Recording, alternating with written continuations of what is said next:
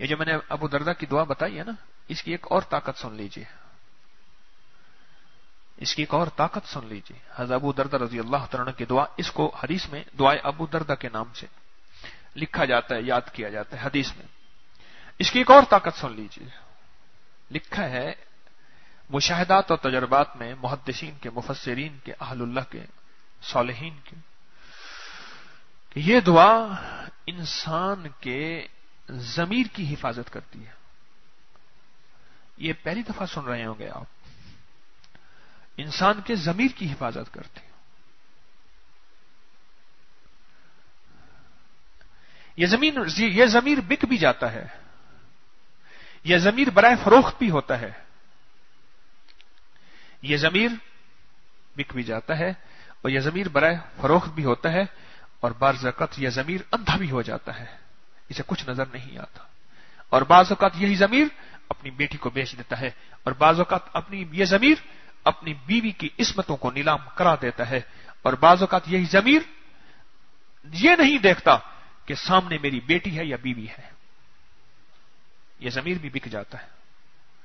یہ دعا اس ضمیر کی حفاظت کری۔ میں بڑی باریک بات اشاروں میں آپ کو کہہ گیا ہوں، بہت سی نشاندہیاں کر گیا ہوں،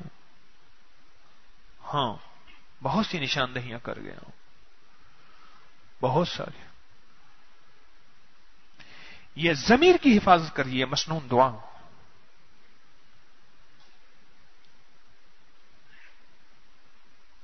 حفاظت کرتی ہے،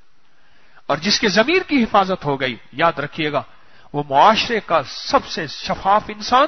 اور اللہ کا سب سے سعید انسان ہے، میرے رب کا سب سے محبوب انسان ہے، جس کا ضمیر صاف شفاف ہے۔ معاشرے کا بھی سب سے ڈیڈ آنیسٹ کہیں،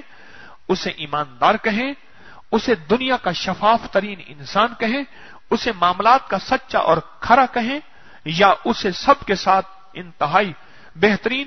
اور اللہ کے ہاں سب سے زیادہ سعید ہوگا، باوقار ہوگا، اور میرے رب کی فہرست میں اسے آپ لفظ ولی کہہ دیں، کتب کہہ دیں، ابدال کہہ دیں، غوث کہہ دیں، کلندر کہہ دیں، اسے آپ نجیب کہہ دیں، اسے نقیب کہہ دیں، اسے ابرار کہہ دیں، اسے صدیق کہہ دیں، نبی نہیں کہہ سکتے، نبوت ختم، نبوت ختم،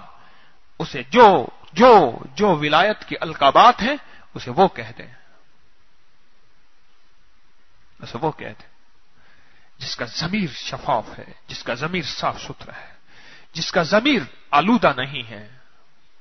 اسے آپ جو لفظ کہہ دیں۔ یہ دعا اس کی حفاظت کرتی ہے،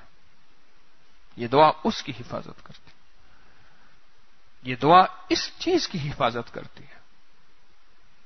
اس دعا کے اندر بڑی طاقت ہے، یاد رکھیے گا،